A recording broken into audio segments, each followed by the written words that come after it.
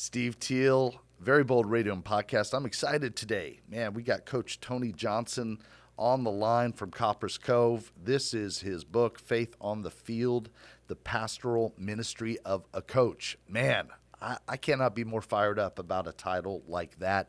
I get to work with coaches Monday to Friday doing Bible studies with them. I see these guys, and they're impacting thousands of lives every day, changing generations just by their leadership and their love.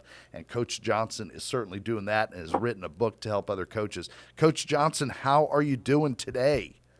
Brother, I am well. Thank you for having me on. I'm blessed. Man, thank you so much for making the time. I don't know how you did it. Really appreciate it. I know, coaches, you just have so much going on. This is a new job for you. You came from the Dallas area. You've been in so many different coaching roles. You've had quite a career, and now you've made a big leap to Copperas Cove, where you're also assistant athletic director in the district. Is that right? Did I get that right? You sure did. Yeah, absolutely. Well, how are things going? I want to talk about faith. I want to talk about your book. I want to talk some football. But how are things going? I mean, this is still pretty brand new being at the Cove. Yeah, we've been here 2 months. Like you said, I came from Dallas, W.T. White High School, where it was a complete rebuild, and we flipped that program, and got it going in the right direction, and set all kinds of records, and really God opened up a lot of doors for me. I had a lot of different opportunities to look at some different positions, even back in college. But this opportunity in Cove came about. It's really unique. I came down here to interview for the athletic director job and left as the assistant athletic director, head football coach. Kind of thought I was done coaching, but God had other plans. So I'm rejuvenated. I'm excited because we've got great kids in Cove, and they just need a little bit of direction. But, I've been here 2 months, Steve, and we're in spring football right now, so it's busy. And just trying to teach our culture and trying to teach what we believe in. And a lot of that starts with faith, not only faith for myself, hire the right people and, unite the right coaches to this program, and it's got to be very diligent about who I let around my kids. So there's a lot that goes into flipping what I call a program that's kind of broken, and it's kind of in that stage. And so we're in the process of breaking new ground and fixing something that's broken. Yeah, well, talk to me about how you did it in Dallas, because this is something you've done before, so you've got a proven track record. Talk to me looking back at Dallas. I mean, now you're in the middle of rebuilding and putting your culture in and all those things. But how did you do it in Dallas? What are the key things? Well, it starts with culture, right? And that's the buzzword everyone talks about. Oh, culture, this, culture that. Well, we really, really believe it. And so for us, I read a book years ago by Jeff Jansen called The Commitment Continuum. Okay. And in the Commitment Continuum, you're either far to the right, which is compelled, compassionate, or you're far to the left, which is resistant and reluctant.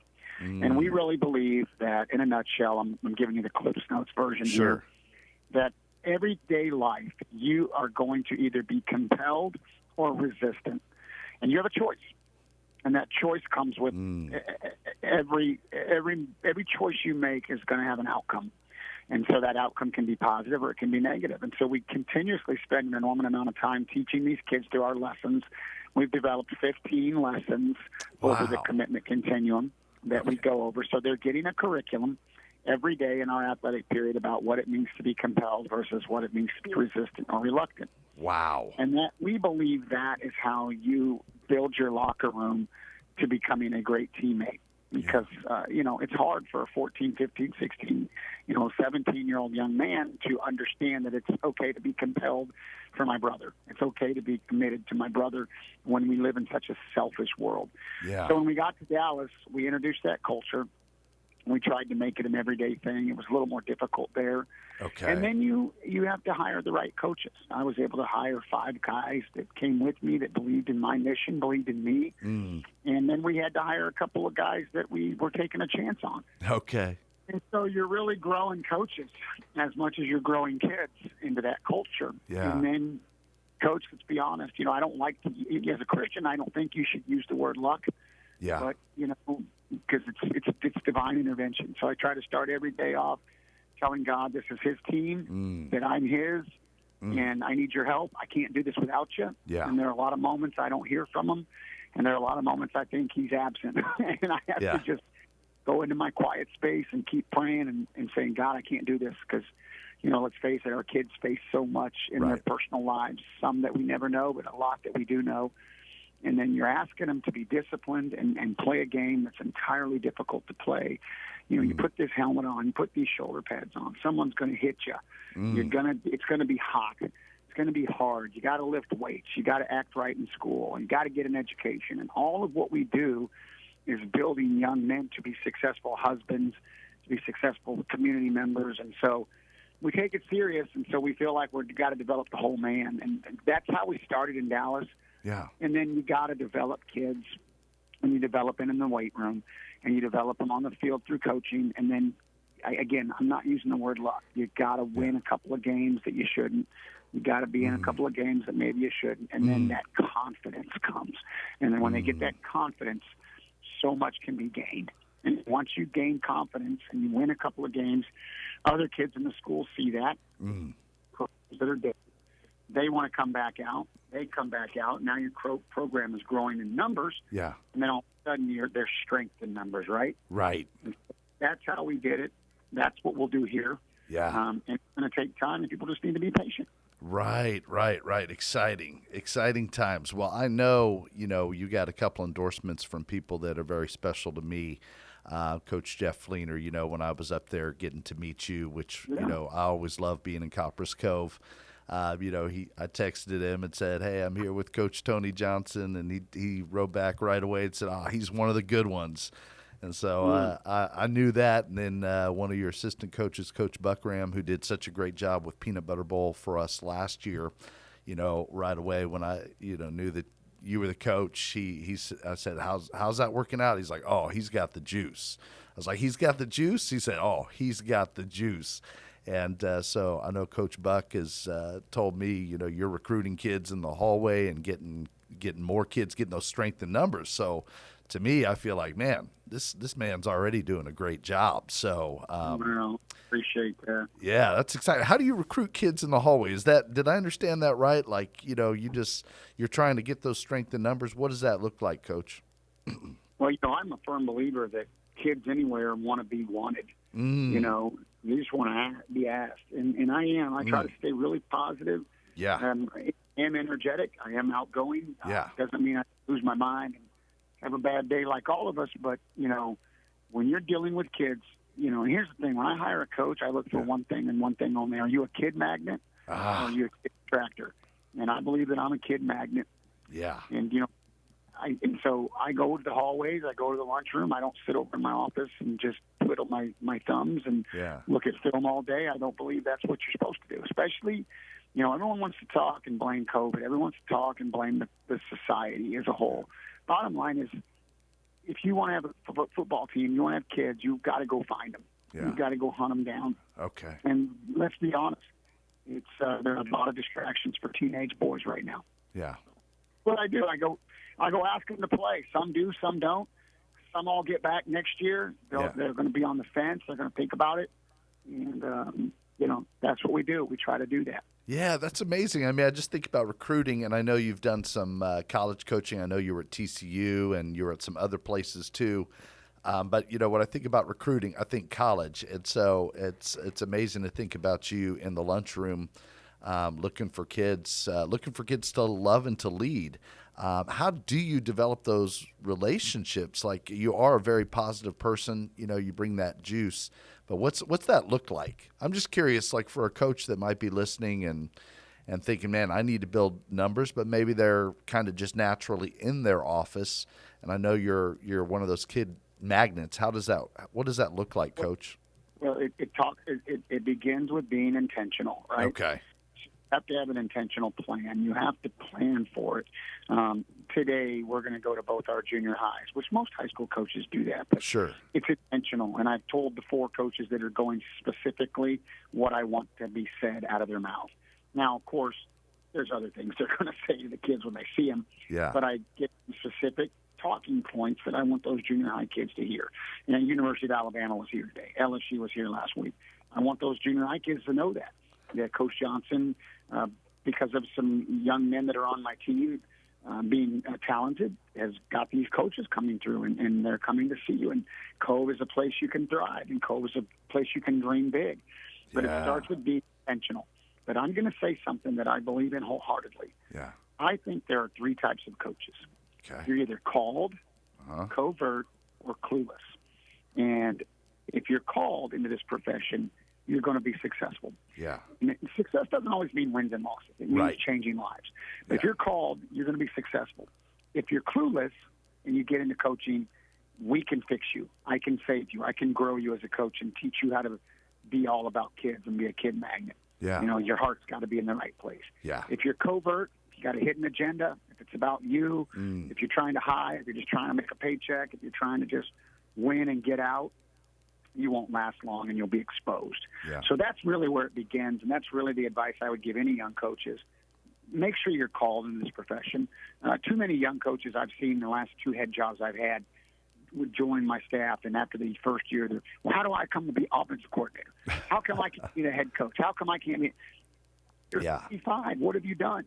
Yeah. Where have you been? You know, and so I think society, you see it with the TikTok, you see it with the YouTube channels, and anybody and a brother can put a video out and get 10,000 hits, and they think, well, I'm pretty good. I must be the next guru, the next Nick Saban. Well, you're not. Yeah. You know, and I painted fields. I painted fields at my last job. Nobody's below the broom is my mindset. Everybody can pick up trash, and so I think it just starts with being intentional and showing your kids that you care about them, that you love them, and that you're not below them. And the other day, I made a mistake in practice. Just like I asked my kids to do, when you make a mistake, grab 10 push-ups. I did 10 push-ups. They all thought I was crazy. I screwed up. I love it. 10 push-ups, I love it. I love it. All right, can you share with us what mistake? What are we talking about? What did you do? Was this egregious? Was this just an oversight? No, what was your mistake? I called the wrong play. I wasn't reading my script correctly. So you dropped and gave 10. I love it. I love it. All right, I got so many questions, and we're going to get right back to the book in just a second, Faith on the Field, the Pastoral Ministry of a Coach. In just a minute, I want to ask you about your calling, and I know it goes back to some Big 8 football, which I love to talk about.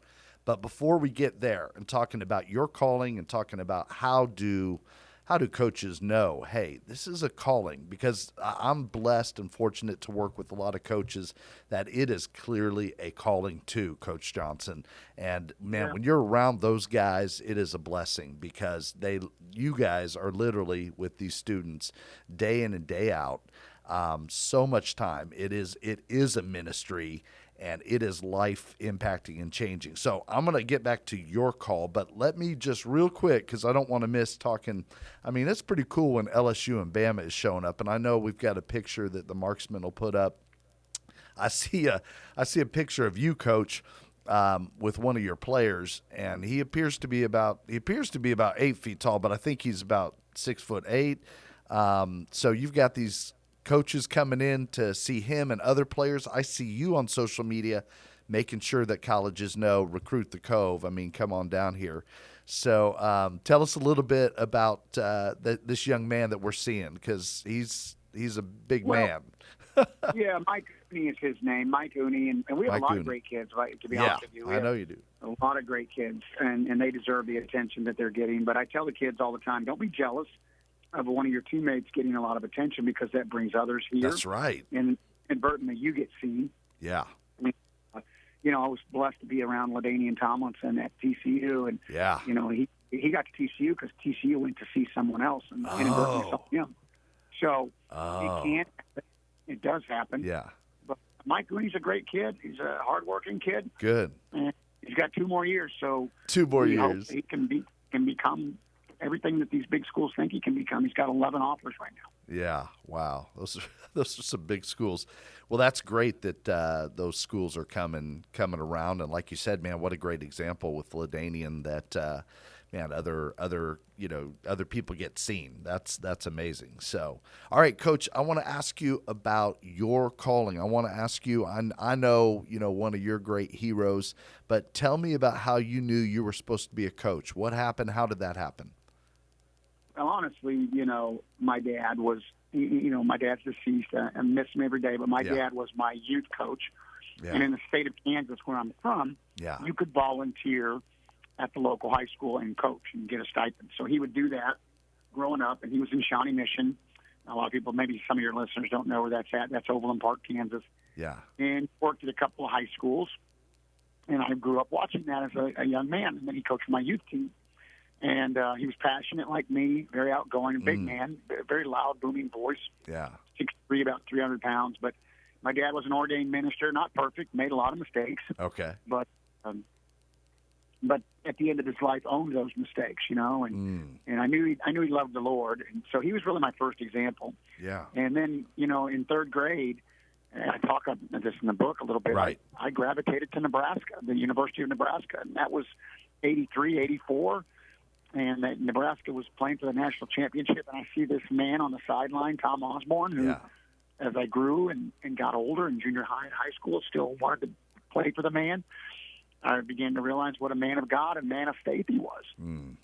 So I knew in 8th grade I wanted to be a coach. Okay. I mean, obviously you dream of playing pro football and you dream of all these things, but reality was, you know, I was probably going to be big that, and I was an offensive lineman. So you kind of go, okay, what else can I do? And my heroes, there's no Willie Nelson song. My heroes have always been cowboys. Yeah. I say my heroes are coaches and preachers.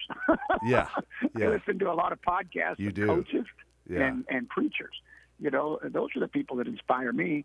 And so that's really where it started. Then I had a junior high coach named Larry Largent, who I still talk to. He's retired. Yeah. Okay. And Larry taught me a lot about being a man and what that looks like.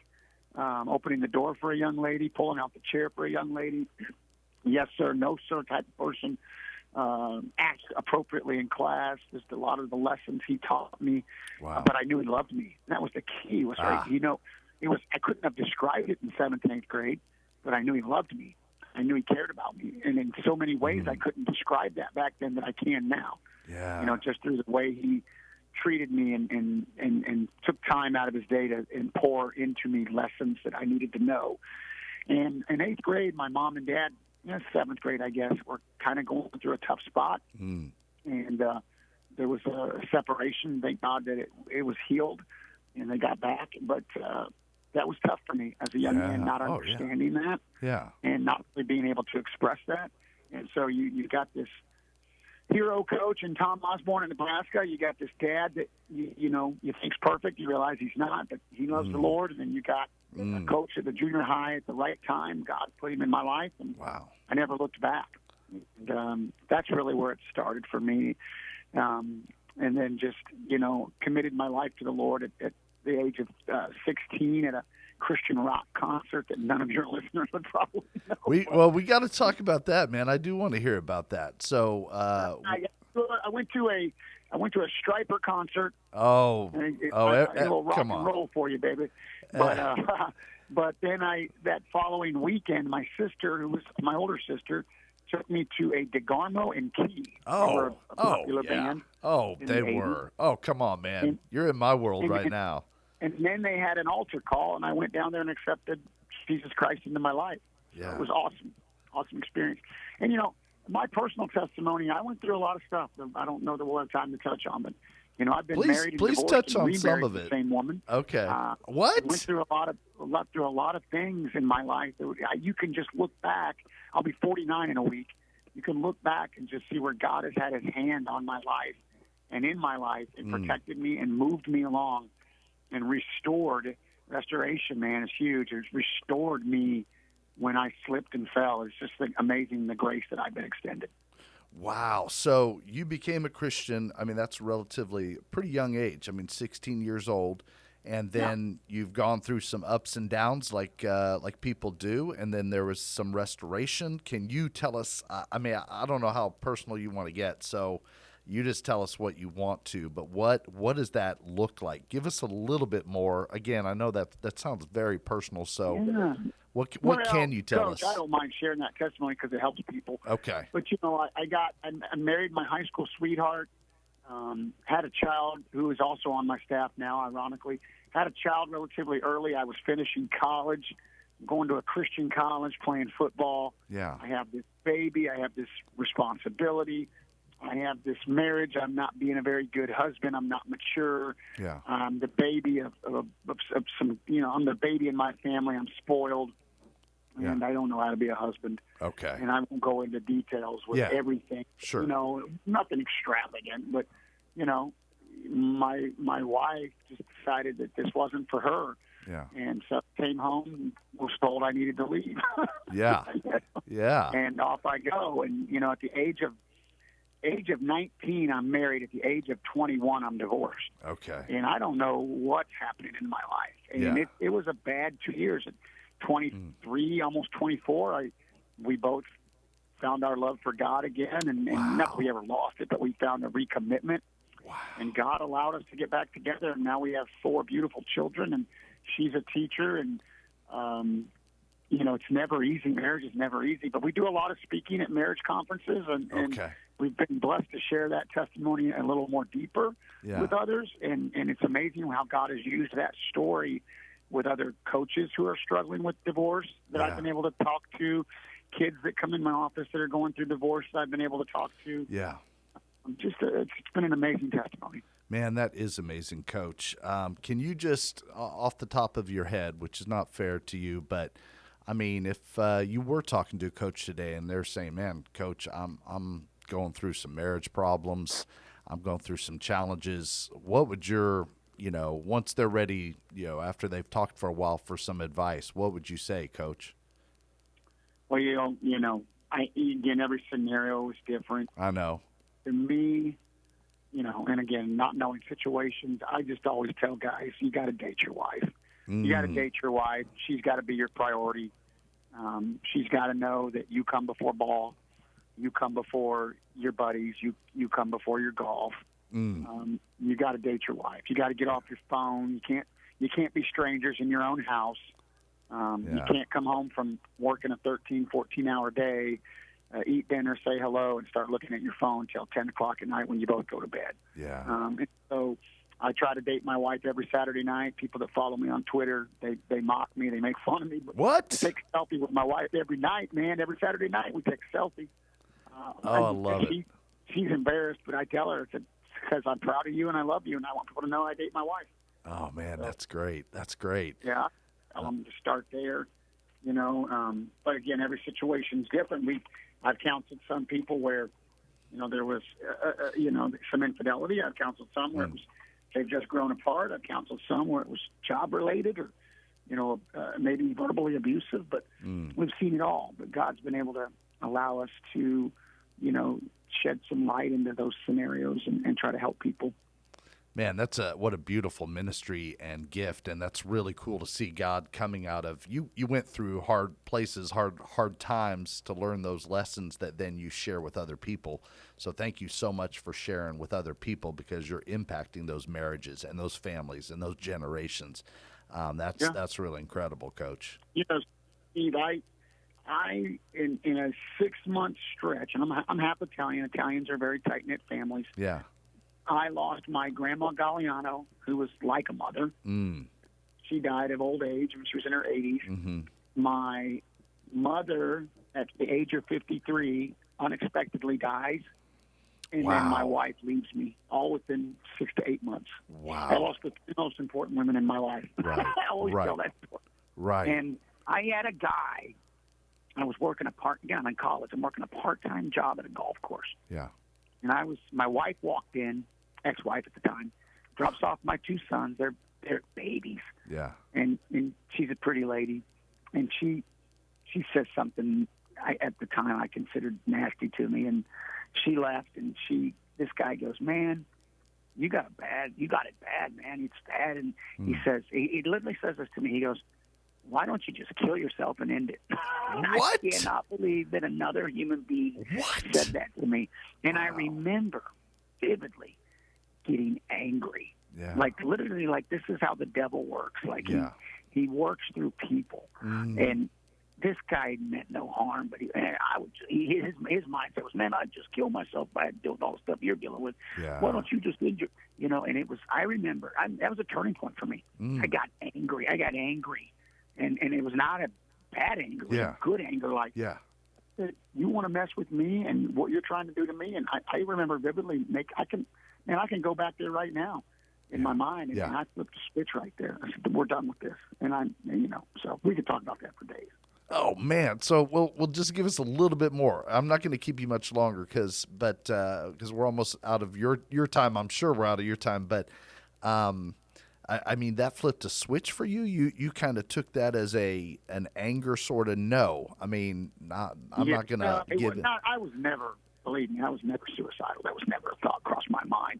But what it did was it was a realization that there is an enemy in this world, yes, and that he seeks to steal and kill you, and destroy you, and destroy your faith, and destroy your walk. And I was personally, again, under a spiritual attack at that point. I see. The loss of 3 important women, the divorce, trying to finish college, and that was a point where I just said, enough is enough. I've been divorced about a year and a half at that time. I probably wasn't living the best life I should have at that point. And I just decided I got too much on me. God has blessed me, and I got too much on me, and I've got a future and a hope and a future. Jeremiah 29:11, and he had a plan for me. And I guess at that point I was just like, okay, I'm done. Yeah. And so much, I don't want to use the words recommit your life to Christ, but I did kind of, I started reading my word again, going back to church, being more involved in church, praying for her safety and for her deliverance. Instead of praying for her to come back, it was praying for her to be restored to her love for Christ. Wow. That's beautiful. Yep. Man, that's good. So, I mean, the very thing that Satan intended, for evil, just going right back to Genesis 50:39, I mean, what he intended for evil, in that, man, saying something, even if he was just saying as a throwaway or whatever, but Satan was using it to try to defeat you and to kill you and to destroy you. And you saw through that scheme and you said no. And that it angered me. He what? Say that again? It angered me. Yeah. I love that, man. I think that is a right response and I think that's great. When you flip the script on Satan, when he is trying to destroy you, and instead of like even just discouraging you, that's the very thing that God says, no, here we go. Let's go is incredible to me. And all the things, the attitudes you talked about, praying for your wife instead of just for her to come back, praying for her good and for her relationship with Jesus, man, that is just really strong, Coach. Yeah, no doubt. Yeah. No doubt. And it wasn't easy. Don't get me wrong. That is entirely hard to do. But you made that effort. Absolutely. Yeah. All right. Last question. I promise, because I know you co-wrote with your son on this book, Faith on the Field. Again, the pastoral ministry of a coach.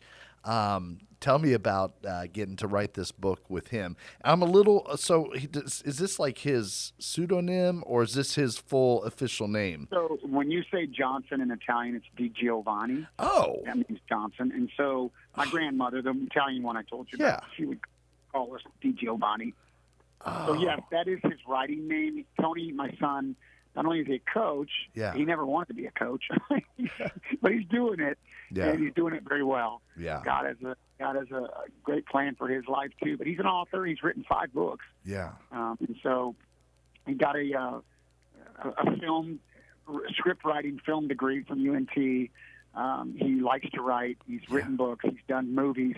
Yeah. And on the side, coaching was just kind of a way to make some money so he'd get this writing and film career off the ground.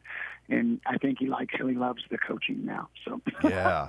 Well, I'll tell you what, when I was up there, I really enjoyed getting to meet him. He's a great guy, too. And then I was watching you guys work out, and, man, those workouts were intense and lots of energy, lots of positivity, lots of juice.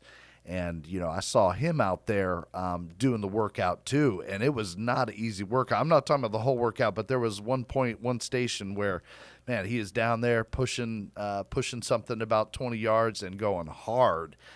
So he is out there loving these kids and being an example for these kids as well. No doubt. I'm super proud of him, and, he's been amazing to have on the staff, and he brings just a different feel to it. Yeah. It's different working with somebody that you are related to, no doubt. Yeah. Yeah, we wrote the book together. The book came out of my desire to, I questioned what was I leaving behind for my family. Like, I was having a moment where, again, both my parents died really young. I lost my mom at 22, my dad at 27. Wow. And so it's like, okay, what am I leaving my children so they know who I really was? I mean, it's one thing, and it was just, I don't know if it was just self-loathing or doubt or what. So I was encouraged by my wife to journal, and I started journaling. Yeah. And I'm not a writer. And I was journaling, and then I started realizing, well, let me tell my story. Why does Dad coach? Why is Dad a coach? Who are Dad's heroes? Why does Dad have faith? What drives Dad? What are his fears? So one night, Tony and I are sitting on the back patio during COVID, and I'm journaling, and he's journaling, and he said, "What are you doing, Dad?" And I told him, and he wanted to look at it, and I let him look at it, and he said, this could be a book, and I could help you write it from my perspective of a young man that grew up with you as your son, and my dreams and desires, how, you helped mold those. And okay, great. So we start, the note-taking process. And then we thought, okay, let's tell the history of the game of football, why football was important, why it was invented. It was invented. This country was an aggregate society. Yeah. That all of a sudden the Industrial Revolution comes and these kids have to go to school, but they're used to going and working on a farm with their dad, and now they're going home, and Dad's working 9 to 5 in the city, and they needed sports. They needed recreation. So you're either going to be in sports or you were going to go to the military, in the ROTC. Yeah. And so you had all of this necessary reason of we go into that. We go into the beginning of why football was important. And at the very end of the book, I believe, look, a pastor has to win on Sunday. But Monday through Saturday, that pastor, church is a business, right? Church is a business. Corporate worship is important, don't get me wrong. But your relationship with Jesus Christ is ultimately important. You need corporate worship. We were meant to have a relationship to build each other up. So going to church is important to me. But at the end of the day, your relationship with Christ is ultimately what drives, right? Right. Because church is a business. They are flawed. The pastor is flawed. He has things he's dealing with at his house. He has bills to pay. He has a church to keep the lights on. He has ministries all over the place. He's just dealing with so much, and so is the coach. Sure. And so many people see Friday night, or they see Sunday afternoon, and they see Saturday afternoon, and they give two rips about what you dealt with 6 days prior. I probably deal with 25 kids a week in their behavior in the school, grades, problems at home, issues they're having with a girlfriend. I've got angry parents. I've got meetings. I'm doing this podcast with you. I mean, my day is never the same. And so a pastor is the same. And then Sunday he gets up and he preaches, Steve. Yeah. And he's got to win. He's got to win souls for Christ. Yeah. And there's a lot of pressure. And, COVID taught us anything. A lot of churches closed their doors. Right. They didn't have the capacity to stay with it. And so I believe there are a lot of parallels to what a pastor does, shepherding a flock, and to what a coach does in shepherding a flock. Yeah. And so really the book's three things. It's my story, my son's story, the history of football and why football is important, and why a leader in ministry and in coaching must have faith and must have encouraging faith to do what we do. And then the last piece I'll leave you with is we asked some pastors and we asked some famous football people to write an excerpt of what faith means to them. And in that, we've got a second book coming out, by the way. Good. 2 to 3 weeks, I say. Oh. I can give you a little teaser called Chasing Ghosts. Yeah. And I'll get it there. We're not talking about Ghostbusters here, but Chasing Ghosts. And, cool. But in the same format. But in this particular book you're talking about, Faith on the Field, which you can get on Amazon. Yeah. We had an associate pastor, Kareem Hickman. We had Bruce Matthews, NFL Hall of Famer. We had the strength coach at Georgia Tech, Louis Carilla. We had Pastor Tony Evans as attorney. Will Marsaw, who's also an ordained minister, write a piece. And we had the president of Southern Nazarene University write a piece. Yeah. Just a lot of people that believe in the Lord and love coaching and do some writing in the back. So you get our perspective, but then you get these other people's perspective. And so it's a short book. It's not hard to read. Right. And we're excited about the second book, Chasing Ghosts. and we hope people would look at it and leave a review and enjoy it. Cool, man. That sounds good. Well, maybe I could have your son on to talk about chasing ghosts. I don't know, or we can have. Yeah. I know I talked to him about trying to figure out if we could have you both on since you're co-writing this book. But I thought for today it would be easiest just to talk to you. But I don't know if you both or he would want to talk about that, but would love to hear about that too. Man, that's a great title right there too, Chasing Ghosts. And man, appreciate you guys as a father-son team. Man, I just love it, just getting after it and making difference in so many people's lives. So, Coach Johnson, really appreciate you and appreciate who you are in Christ and His calling on your life, and are really just blessed by you. So I want to ask you just to stay on the line while I close out the show and close out our Facebook Live, and then I'll just chat real quickly with you off air. But this is awesome, and we really appreciate it. And just, man, I'm telling you, the lives that you're changing and the lives that are being transformed because of who you are and because of who your coaches are and the difference they're making. This book is Faith on the Field, the Pastoral Ministry of a Coach. That's what coaches do, man. They are in ministry, and it is just so important. So pray for those coaches that you know. Pray for the coaches at your school down the street. Pray for them. They're making a difference, every single day. So really appreciate this. And what Coach Johnson is doing is remembering what Christ has done for him, what Christ has been in his life.